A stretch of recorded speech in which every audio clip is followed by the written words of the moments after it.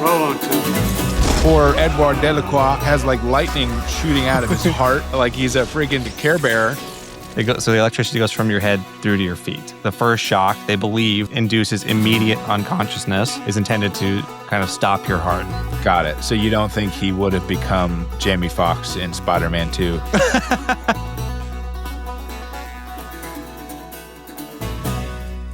All right, movie listers, the list goes on. You're back. This is episode 5.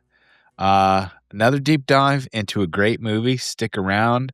Get comfortable because this is a 3-hour movie, and this is going to be a 3-hour podcast too. It's going to be joking. Not. Don't immediately turn this off. That's not true. But it is a 3-hour movie. So if you haven't watched it yet, go check it out. The movie is The Green Mile. Matt, how you doing? I'm doing real good, man. Better after watching The Green Mile. I mean, Okay. I'm glad I added that to my list of movies that I've seen. So I shifted it over into the I've seen it category. Yes. Yeah. So happy about that. It was a very enjoyable watch. Great pick. I'm happy you chose this one. That means a lot to me because it was one that was like, I worried maybe I oversold it because I was like, this is going to be one of your favorite movie, top 5 favorite movies. Because it is for me. I think it's probably top 5, if not, broader top 10. And then I was like, shoot, maybe I oversold it, but hopefully not. I don't think so. I think it's safely in my top 5. All right, good. All right. Well, you're looking good. You're growing your set out there a little bit. Yeah. Getting some production design going on. Mm. Yeah. You added that. What is that? That is an aluminum cube. Okay. It was a prestigious award for having been at my hospital for 3 full years. So wow. And they rewarded gave me you a cube.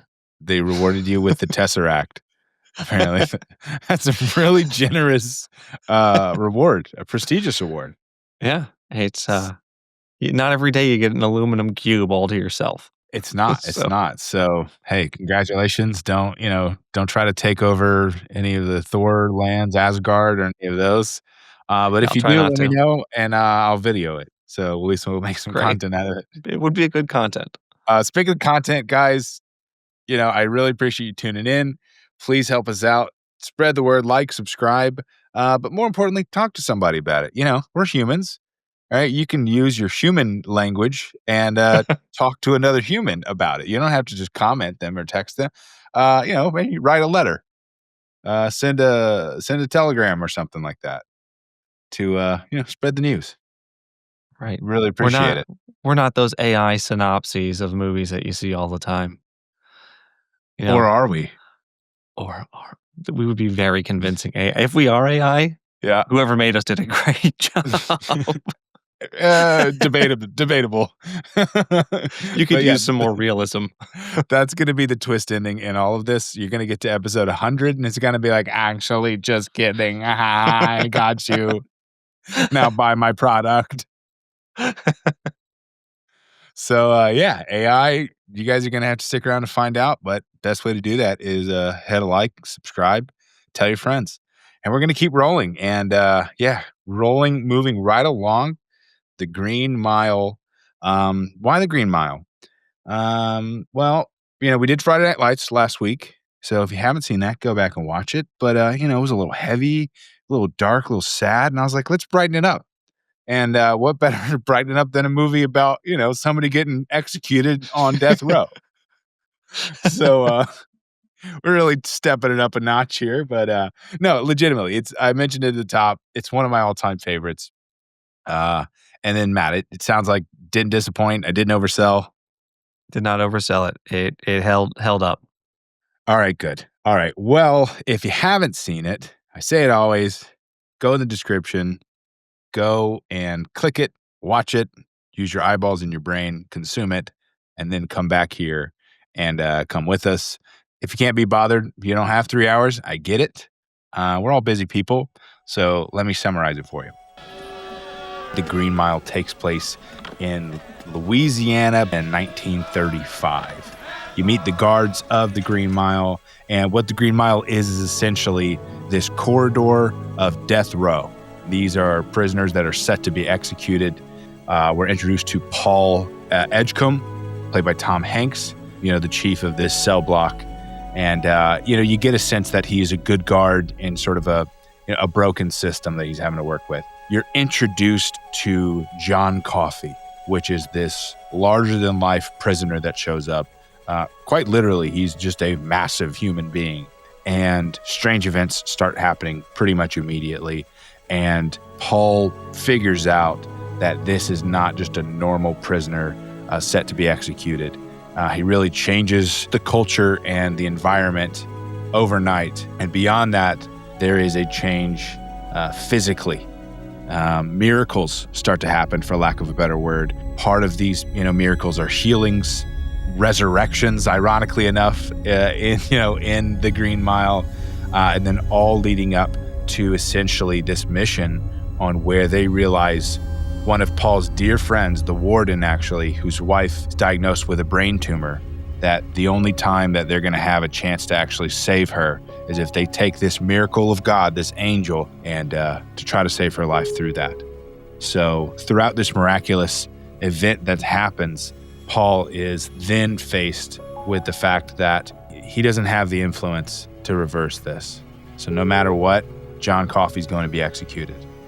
So despite the amazing miracles and the amazing works that Jon has done, Paul is the one that's given the responsibility to tie him to the electric chair, roll onto, and end Jon Coffey's life. So Matt, heavy movie, heavy watch, had some great moments, but give me your sort of first watch notes. What jumped out to you? Right. So with this being a Tom Hanks movie, I kind of expected that he was going to be sort of the central character of the movie, but it was actually Mr. Jingles the mouse, which I did not expect. Mr. Jingles, like when the mouse shows up, I thought it was just going to be a little one-off interesting scene, but he ends up being like a huge driver of the plot of the movie. Mr. Jingles was not what I expected. It really, I think it does kind of set the tone for the movie in a way, that the mouse is such a big part of it. A couple other things I noticed about it, like aside from the mouse, I think the biggest unexpected piece of this was just how much urine is in the movie The Green Mile. It is a huge amount of urine. Yeah, it's the Yellow Mile. Talking apparently. about urine. And so you've got Paul having the worst UTI of his life, he says. He still remembers this, like 70 years later. That's how bad his UTI was. And, we see him not being able to pee at work, and then not being able to make it to the outhouse at his house. And then we see him finally, be able to urinate after he's healed by Jon Coffey. Then we have Wild Bill peeing on one of the guards. Yeah! Good shot, Warden. And then we have Percy peeing himself when he gets grabbed by Wild Bill. So that is a lot of peeing, a lot of stuff about pee, which I thought was interesting to put that in there. Now, what's an acceptable ratio of pee? Because, this is a long movie, right? I had to pee during the movie. Actually, I had to pause during the movie to pee. Maybe it's because of there's so much pee in it. It was reminding me. Your mind's on it, right? Yeah, exactly. Yeah. It's like when you put somebody's hand in warm water or something. It was making me have to pee. Yeah.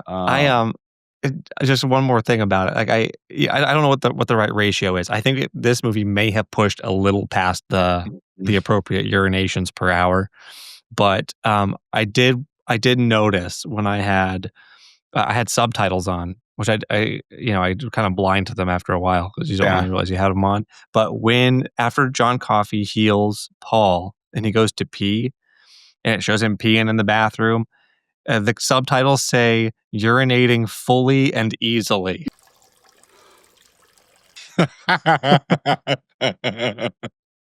I got a kick out of. That's Yeah. nice.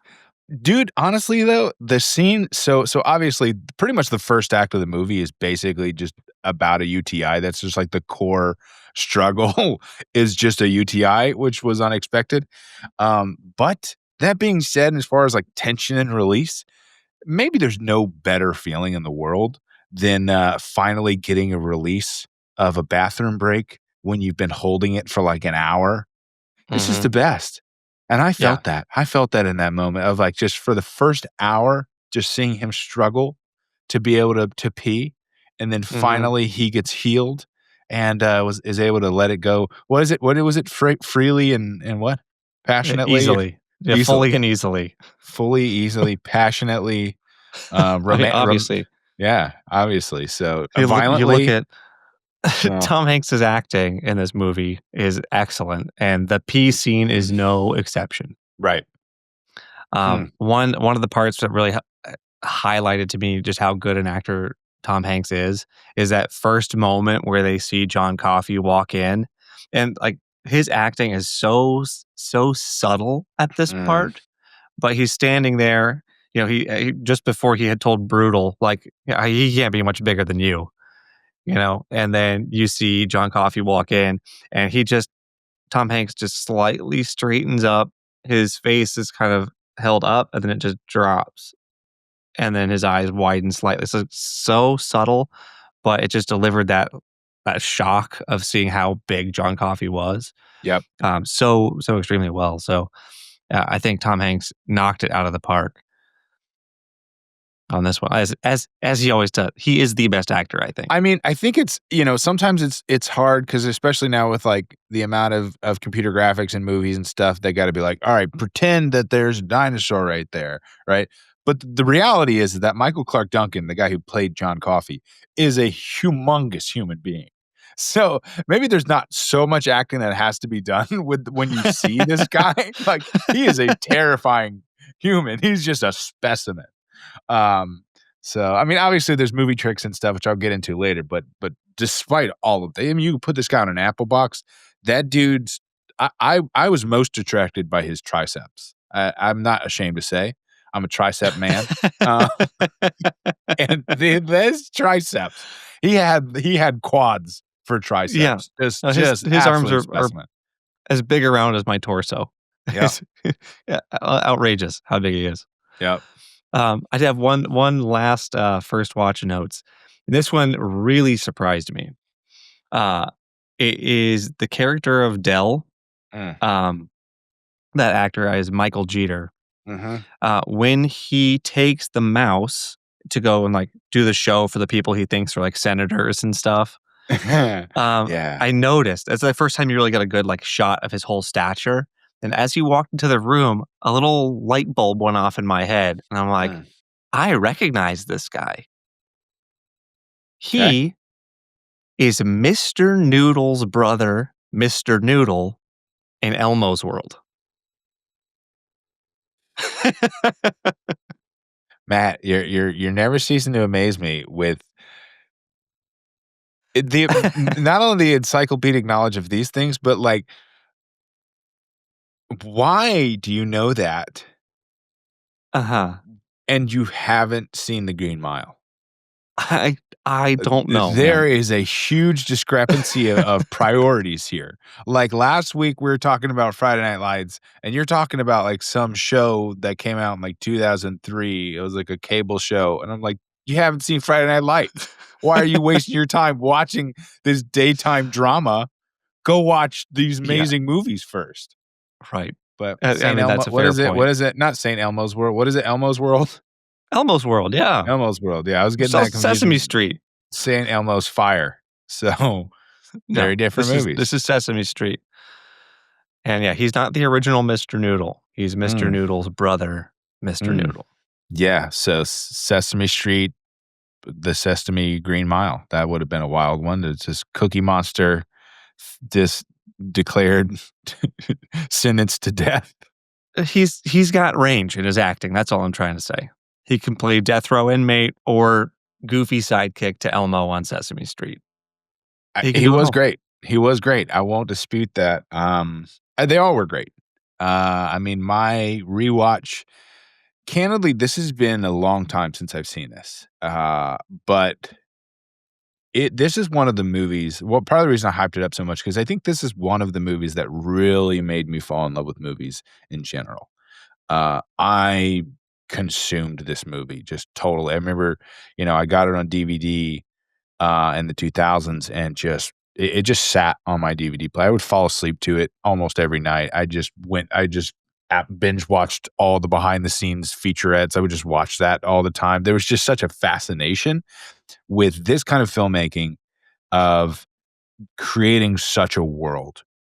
So it is truly the collaboration of the writing, Frank Darabont's directing. It's a Stephen King novel, so Stephen King's already, top tier world builder.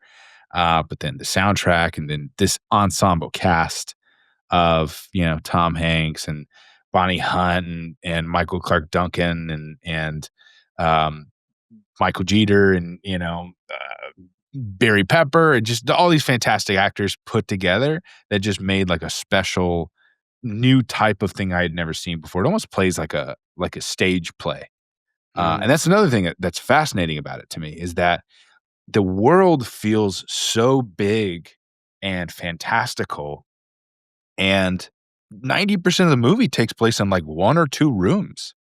And you don't think about that. You don't get bored. Your eyes don't get bored. It's over 3 hours long, and 2 hours and 50 minutes of it are basically in one room.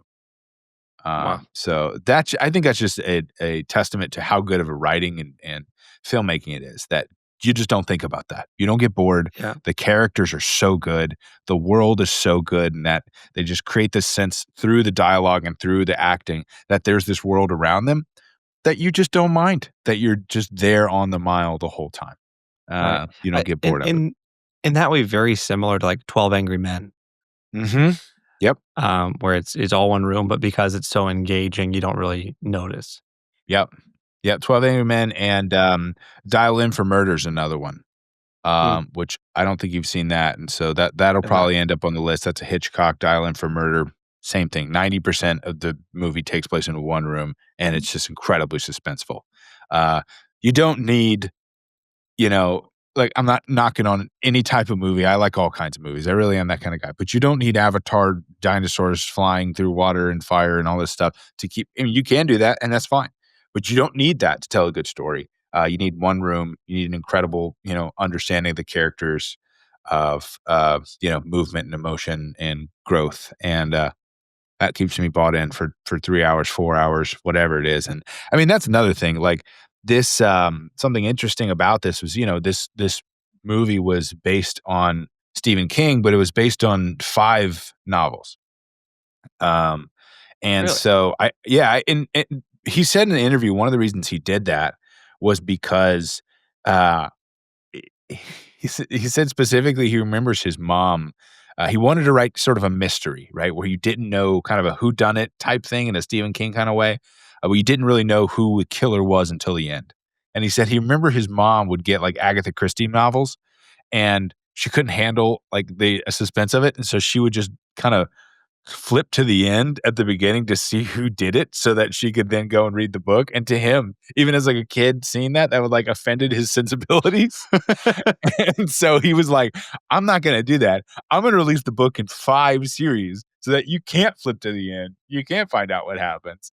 But what that does is it created, this ability to really, really go deep and create this whole world. And the reality is like this movie in today's like world, today's industry doesn't get made like that. Hands down, this would have been, if this is pitched today, would have been an HBO series, 10 episodes, limited series, which don't get me wrong, would have been great.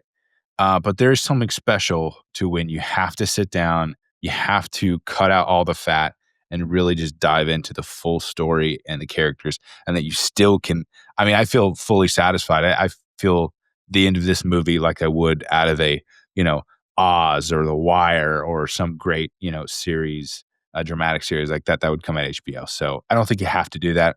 Nothing wrong with series. I'm a huge fan of series, and just there's something special about going into a movie theater and having the entire story within that one session.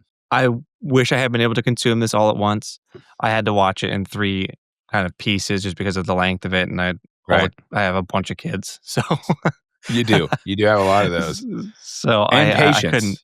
Oh, And patience. yeah, But yeah, I couldn't do it all at once, which I wish I had been able to, because I think it did detract something having to split it up like that. Because I think I had too much time to kind of think through the plot and what could happen and what I think would have been satisfying, and then a lot of that did end up kind of coming to pass, which I think is good writing. right. But also I like that I had to think about it to figure it out. It wasn't obvious. None of it Right. felt, like it was Right. just handed to you. Right. Until it was intended to be. So, right. Well, I mean, to some I- degree, you know what everything's heading towards. With all these guys on death row, it's heading towards the electric chair, which is a handful of crazy scenes. But I was as I was watching it, one of the things I was thinking of asking you of like, I just realized I don't know what's going on when they hook somebody up to an electric chair. I understand the concept of it, right? There's electricity going into their body. But like, is this the thing at like the science museums where I can like touch that ball and it will like zap me, or like what's I would imagine it's not that, but what's actually going on medically in an Right. electric chair execution? Yeah, that is a good question. So, I actually had to go and dig into this a little bit, just because we don't talk a lot about electrocution and things like that. It's Yeah. very like there is a number of these that happen a year, like electrical injuries, but that's mostly emergency medicine that's going to be dealing with that. So I don't often come across it, but the electric chair, there's a lot of interesting things about it. So actually, the word electrocution was developed in response to the electric chair.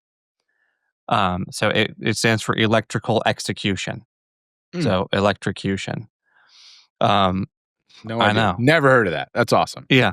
And so that was sort of when electricity was becoming more commercially available. So there wasn't really a word for getting zapped. And so even though that term was made specifically referring to execution, it became kind of the common way of describing getting shocked for all reasons. So whether it was an execution or not. So that when we say you get electrocuted, obviously we're not executing you, but that's where it came from and why we say that. Yeah. So but like with every the time electric I chair- touch my cat's nose and it shocks me, I'm being electrocuted by my cat. yes, Basically. Got it. electrical execution. Yeah. The cat's like, take my nose, boss. So, yeah, what happens? They put so the electric chair was invented by a dentist. So, tell me you don't like working with people without telling me you don't like working with people. Now I know everybody's afraid of going to the dentist. Anyway, so what they do is they put an electrode on your head, and they put your feet on kind of the ground, so to speak. But so the electricity goes from your head through to your feet. And it hits you with 2 big shocks. So the first shock, they believe, basically induces immediate unconsciousness, and then is intended to kind of stop your heart. Or they really puts it into what's called VFib, where it just kind of jiggles and it doesn't have a coordinated squeeze. So that's the first shock, and then the second shock is a lower voltage, and it's intended to damage the rest of the vital organs. So kind of 2 main shocks that sort of oscillate. And they really do use a sponge with salt water. They use a natural sea sponge to do that. There was a sort of botched execution where people used a kitchen sponge instead, and it did not go good. But what happens in the Green Mile to Dell can and has actually happened to people. So the reason for the salt water is so skin has a really high resistance to electricity, and muscle has a pretty high resistance as well. And so if electricity is trying to go through the skin, it's going to heat up like a filament in a light bulb. And it can catch fire and ignite. So the salt water changes the conductive capacity of the skin, and also will transmit electricity around. So it makes it easier for electricity to go through. without lighting you on fire, essentially. So that's why they use the salt water. So when you don't put the salt water, you get what happened to Dell, and that can actually happen. So that was, as far as science realism points, they got that right. Yeah, that was hard to watch. Very. Yeah, that scene Very was hard to rough. watch. But I think it was from a storytelling standpoint, it was necessary to really drive in the evil of Percy, right? Mhm. The guard. So the essentially there's this sadistic guard, Percy Wetmore, played by Doug Hutchinson, who, by the way, did an amazing job. I think this movie does an incredible job of having two villains essentially, between Percy and Wild Bill, who are equally despicable and equally hated. I think to some degree, sometimes you like of it, like you have the Joker kind of, or like Two-Face. You have like the one who's like actually the villain, and one that's like, yeah, you kind of like that guy. Uh, both of these guys were despicable. So Percy was just that actress did such an incredible job of just making you hate his guts. He said in an interview, actually, he based him on one of his high school bullies. So a lot of like the just the little intricacies of it and the way he talked, and they even made his shoes squeak. So like even there's just something about him that's just kind of unnerving. Even when he walks, it just kind of gives you the willies. Huh. But yeah, I mean, I think taking that up a notch of, all right, this guy's despicable, he's abusing prisoners and all that stuff, and that's bad. But this is a new level of somebody being sadistic and evil, that I don't know. It's tough to watch and tough to not see some sort of comeuppance of that. Right. And So, yeah, in this movie, we talked earlier when we did From Dusk Till Dawn that if a character is too evil, they're not going to make it through the movie. Right. We call that the Richie Index because that was the character in that movie who was that evil. Quentin Tarantino's character, Richie. Yeah. Yeah. So 100%. in this, there were two characters who were past the Richie Index, and true to form, neither of them made it out alive. So yeah. I mean, I think to some degree it had to happen, and kind of one thing leads to another, and there is that a little bit of satisfaction, even though this movie is incredibly frustrating because you do get that sense of injustice pretty much the whole time, just because Jon Coffey's character is innocent. There's just not really enough evidence to prove it, and unfortunately, he's just in this society that's just not even going to look twice at it, and so a little bit of justice that comes through is satisfying. But Jon Coffey's character, just going back to him for a second, I think one of the scenes that jumped out to me early on, obviously, is that first healing. Right. So you're sort of at first taken aback by the physical specimen of Jon Coffey. Obviously, they made ramps for him or tracks specifically to make him look bigger. They actually made the size of the bed smaller to make him look bigger, because a couple of the actors were similar size. The guy who played Brutal was, I think, 6'3". So a huge, pretty big guy in and of itself. But Jon Coffey just being this giant of a character, and then that first healing scene where he senses essentially that Paul's having this UTI. What do you want, Jon Coffey? Just to help. Kind of goes down, gives him a little tap there. I don't remember watching this for the first time, but I don't remember what I would have been thinking in that moment of what's going on. But it did the job, Yeah. Actually, he goes home and tests it out on his wife. Was your missus pleased? Several times. She sends him cornbread. So, I mean, basically, John Coffey is the modern day Hims Can Help. He Yeah, just, hymns before he's hymns. Hims Can Help, boss. Back then, it would definitely, take a Right. whole nother look on those ads, but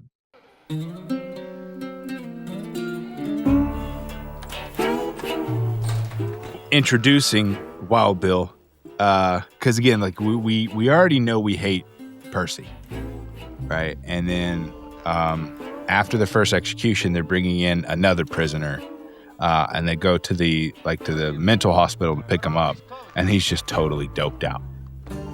So I guess probably a ton of sedatives to try to keep him under control, and so you get the kind of the contrast of just massive John Coffey, and then you get this this Wild Bill character coming in who's a lot smaller. He's sedated. You don't really know what's going on. And then as soon as he gets in there, he basically just starts raising, total ruckus and the whole thing. He ends up getting one of the guards around with a chain. He's hooping and hollering, and Percy, for a second there is just completely shocked and just, he's a coward. He doesn't know what to do. He totally freezes up. And so Sam Rockwell does have one of those abilities, unfortunately, that all right, maybe he is a little bit like the Joker character, right? It's like, all right, this guy's evil, but he's also pretty fun to watch while he's doing it. Give you a nickel for that moon pie.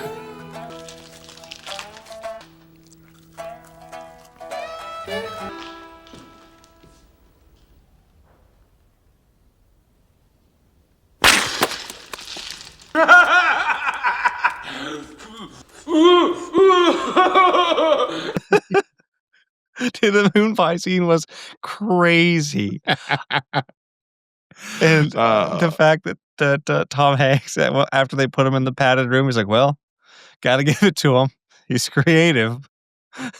Just, how long did he keep that moon pie in his mouth? It had to be for a while. Had to be for a while. So, I mean, I was thinking about that. I was like, it would have been warm and you don't know what it is. Yeah. So, I mean, my first thought was brutal when it happens and he kind of tastes it a little bit. I'm like, that is a brave choice to go right for tasting it. Right. Especially because he has green teeth. Yeah, the teeth are a lot. They're a lot. They did a great job, the makeup and special effects department, but that's hard to look at with the green teeth. But man, Sam Rockwell absolutely crushed this. When Mr. Jingles first shows up, and Brutal is standing there watching him, he's like, "Come check this out," and then the mouse goes into the padded room. Like, well, let's go get this mouse. As the guys are all walking towards the padded room, it's playing taps on the snare. Let's go get the damn mouse. As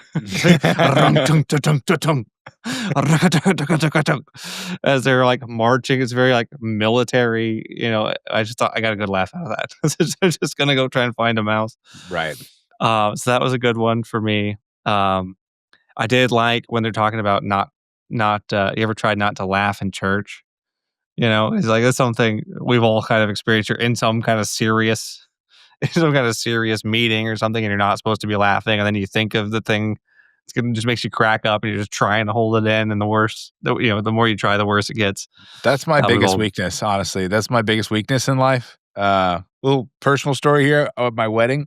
My wife's grandfather wanted to pray for everybody, so we all get hands and pray, and he's holding his dog that was 111. This dog was probably touched by John Coffey, because there's no way this dog should have still been alive, and it was just constantly dying. And so anyway, he's praying, and he's a real. This is exactly what he sounds like, by the way. He goes, "Oh Lord, we thank you for the union." And so he's praying, and then the dog that he's holding starts just going right? And I gotta get a hold of myself. And then I look across, and my friend Josh, who actually officiated the wedding, but we're very, very close friends. I see Josh, and Josh is just going, just holding people's hands, and I just see tears falling down his face. And so we lock eyes, and it's that moment we're both just like weeping through his prayer, being trying not, and the whole time the dog's just like, and he powered through. It was impressive, actually. He powered through. I couldn't do it. I was dying. I had to step away. Goodness. So I love that. yeah, I get it. You definitely would not want to have a moment like that, especially in an execution. Yeah. So that, and then kind of the more serious one. This movie did actually make me cry. So this is on Wow. my cry list. All right, we got a Matt's cry list too now. Okay. Yeah.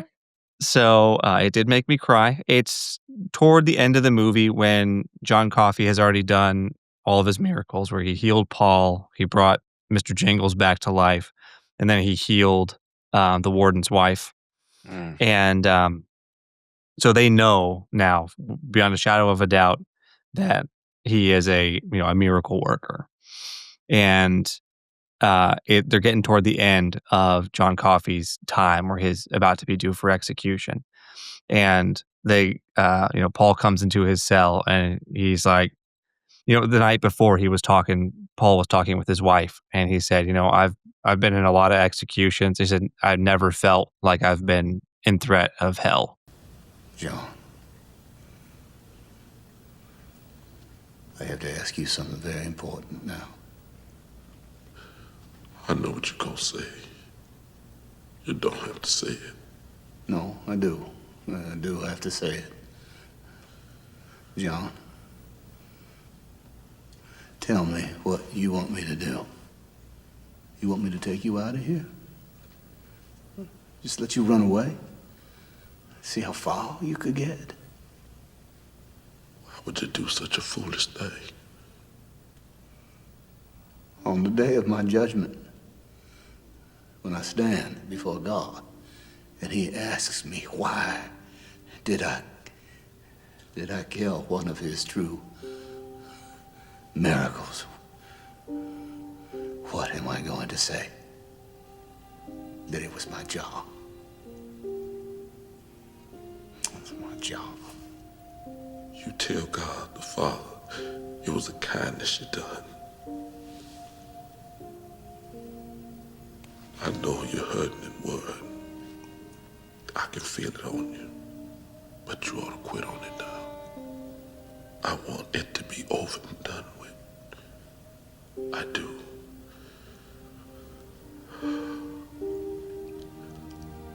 I'm tired, boss. Tired of being on the road, lonely as a sparrow in the rain. I'm tired of never having me a buddy to be with, to tell me where we's going to, coming from, or why. Mostly I'm tired of people being ugly to each other. I'm tired of all the pain I feel and hear in the world every day. There's too much of it. It's like pieces of glass in my head all the time. Can you understand? Yes, John, I think I can. I think John's reaction is not what I expected him to say. I don't really know what I was expecting, but it wasn't that. But I think it's kind of beautiful in that Paul can't get out of that situation. Like, there's no way for him to win. Right. And Jon Coffey lets him have the only way out. Like, he gives him the blessing for that, saying that it would be a kindness. So it gets Paul out of an impossible situation. And the only way that it could have been done, which is for him to give him the okay. So it's the only way he gets out of that without guilt. Right. Yeah, and I mean, I think the guilt not only of Paul but all the guards is exacerbated by the fact that they all were part of the plan of not only of seeing the miracles that John acted both on healing Paul's UTI. Mr. Jingles is basically running back and forth on the floor of the Green Mile and Percy, in his despicable ways, smashes him.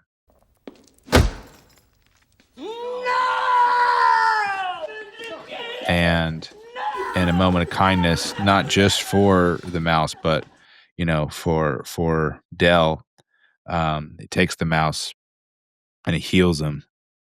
And he says, "I took it back," which is, obviously it's pointing back to the beginning of the movie with when they find him with the girls, which is the murder that he's essentially accused of. I couldn't help it. I tried to take it back, but it was too late.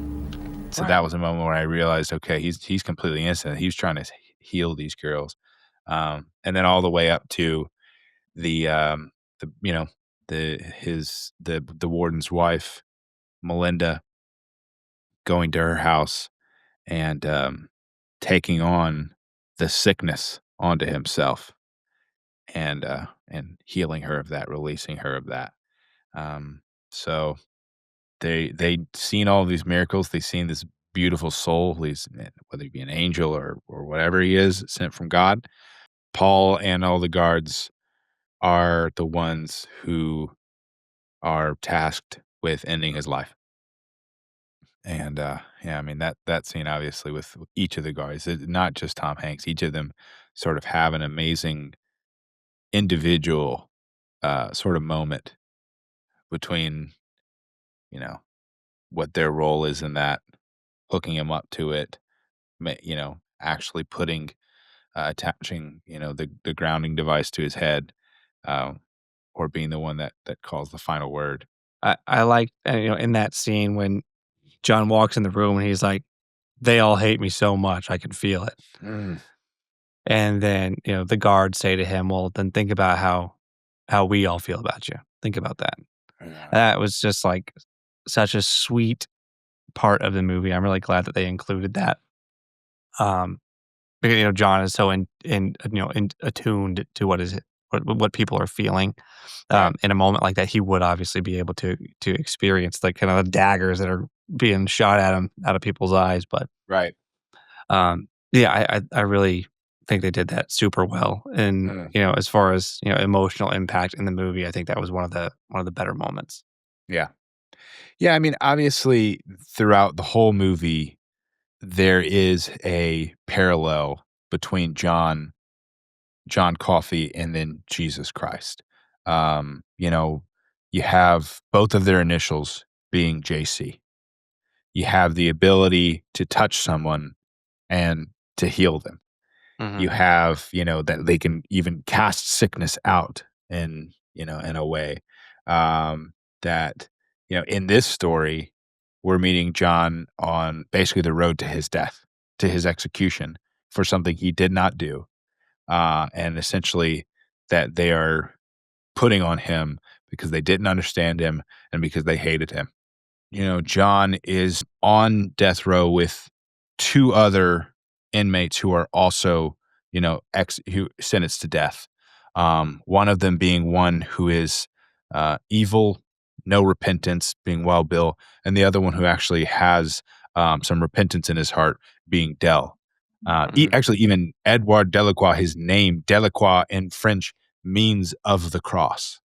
So there's definitely some visual and even, name type analogies towards Jesus and then the two other thief and the murderers on the cross. But, he's carrying a heavy load. He just in that scene we just watched he said, "It's like glass in my head," which I think is an imagery of the crown of thorns. His death is transformative to all of them there, and Paul specifically being the one that has to be the one that actually gives the order that kills him. It reminds me of the Roman centurion who actually stabbed Jesus with the spear. That it's said that the blood from Jesus got on his eyes, and that this centurion, his name was Longinus, and that he actually was losing his eyesight. and that when Jesus hit his eye, the blood of Jesus hit his eyes, that his eyesight was healed. And he knew immediately that this was not just some prisoner that, that the Romans were putting to death, that this was somebody different. And, in this story at the end, as basically right before he's sent to the chair to be put to death, he takes my hand, boss, and he gives Paul sight. He gives Paul a vision so that he could know the truth. Right. So I don't know. I just think that there's some obvious parallels here, but every time I see it, I pick up something new that is pretty cool. Interesting. So, I did, when with the UTI, which we didn't really dive into how you should deal with that, but he said he didn't want to go to the doctor because they just give him sulfa tablets and he'd be throwing up all week. We still use sulfa drugs. I was wondering about to that. treat UTIs. So Sulfa? it's still sulfa. Okay, I was thinking like sulfur. So It's not well, sulfur? it does have sulfur in it. Yeah, so it's Okay. the medicine that we use is called trimethoprim sulfamethoxazole, which Nice. it's Bactrim is what it goes by as a brand name. Right. But yeah, it's one of two medicines that we use. I the scene where he comes into his wife, I don't remember if it's before or after he got healed, but she's like, "Oh, what did the doctor say?" And he says, "Doctors, a bunch of gobbledygook." Yeah, I agree. I agree with that. As I say what I just said about trimethoprim sulfamethoxazole, I kind of get his point. I think it's a fair point. We can be a little gobbledygook filled from time to time. Yep. I agree. But gobbledygook aside, this movie had plenty of things that were gobbledygookish to dive into.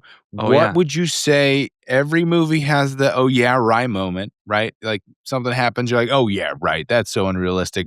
Obviously, maybe grabbing somebody's groin and healing them is it's a little "oh yeah, right." But I don't know. What would you say was your "oh yeah, right" moment? Right. So obviously, you have to give Jon Coffey his healing powers for this movie to be what it is. So that can't be the "oh yeah, right." For me, it's probably how magical Mr. Jingles is for no real explained reason. Like he knows how to fetch. He'll climb into your hand and crawl across your shoulders. Sure. He can teleport or something because he goes into that padded room and just vanishes multiple times. Yeah. It doesn't seem to be a hole or anything that he's climbing into as far as we can tell. Right. He has Doctor Strange window that just shows so up. He has a portal. Interdimensional, immortal, trick-doing mouse. That's my "oh yeah." When he was fetching, that sounds like, nah, come on. Yeah, right. Yeah, right. Yeah, guys literally shooting gnats out of his mouth after healing somebody, but the mouse, you're like, "Oh, come on, yeah, right." Yeah. No. The gnats didn't bother me, but then the gnats just kind of disappear. Yeah. And yeah, right. Yeah, right. I've never seen a gnat disappear. Actually was maybe more practical. Was about Paul's about Paul's status as an employee. Right? And I'm a business owner myself. And if I'm going to be doing a little assessment, let's break down Paul's, his activity over the last 6 months. I don't know how long this takes place, but let's just assume it's 3 to 6 months. Okay. He has an inmate have his finger broken by one of his staff members. The guards were repeatedly assaulted, and Paul himself is assaulted by the guards. So there's really a lack of safety overall in this thing. They only have 3 prisoners, right, at any time. Come on, guys. He restrained one of his own guards with the straitjacket and put him in solitary confinement. A little aggressive, right? Maybe an overreaction from your things you should have done before. Maybe just a little bit of a improvement plan would be enough. But nope, he fully imprisons one of his guys. He helped a criminal on death row escape prison so that he could go to his boss's wife's house and kiss her on the lips. While the guy's standing there with a shotgun. Literally like, what was that conversation like? Like, what's happening? And then obviously the botched execution. Like, Right. guys, you have like a few jobs. Keep the guards and inmates safe. Don't let the inmates escape. And then successfully execute. And then friggin' poor Edouard Delacroix has like lightning shooting out of his heart. Like he's a freaking Care Bear. Oh yeah, right. And And they have a mouse problem. beyond that, at the end it was like, I went and worked with kids for the rest of my life. That guy should not be around any children. He should not be working anywhere. Like, put him in the fields. He should not be gainfully employed around anywhere where he has to take care of anybody. So, terms Let alone Paul's children. employment. Oh yeah, right. Yeah, he did have a couple of oopsies on his watch. Oopsie, sorry, boss. I brought Whoops. this 7 foot, 400-pound criminal to your house. He wants to talk to your wife real quick. I hope it's cool. So, I'm gonna say, oh yeah, right on that one. That's a great one. All right, let's get into our ratings, Matt. I'll let Yeah. you start. We go on story, rewatchability, emotional impact, and then we each kind of have our own categories. I'll let you kick it off. What'd you get this one on story? Story, I gave this one a 10 because, I mean, come on. That's a 10. That's a 10 if ever there was one. Yep. For rewatchability, I gave it a 6. My main reasons for that is that it's 3 hours long. So, I mean, just like technically it's hard to watch. Yeah. And then the scene where Dell's execution doesn't go good is hard to look at. So that's why I gave it a 6. Everything else, I'd watch it. I watched several parts of it multiple times because I thought it was so good. Right. Emotional impact, I gave it an 8. And then for science realism, I gave it a 9. A 9. Okay, A 9. The miracles are a given, but honestly, everything that they did with the electric Right. chair with I got it. UTIs, Okay. all that. Right. I mean, it was really good as far as the Understood. science. of it Understood. goes. So other than a mouse coming back from life, and then like light in the mouth, gnats come out, dissipate. So it would have been a 10, but had the gnats had a more like scientific disillusion. No, the only reason I took it from a 10 to a 9 was that I thought that Dell's execution was a little over the top. Just slightly. I think he would have been dead much faster than. Got it. So you don't think illustrated. he would have become Jamie Foxx in Spider-Man 2?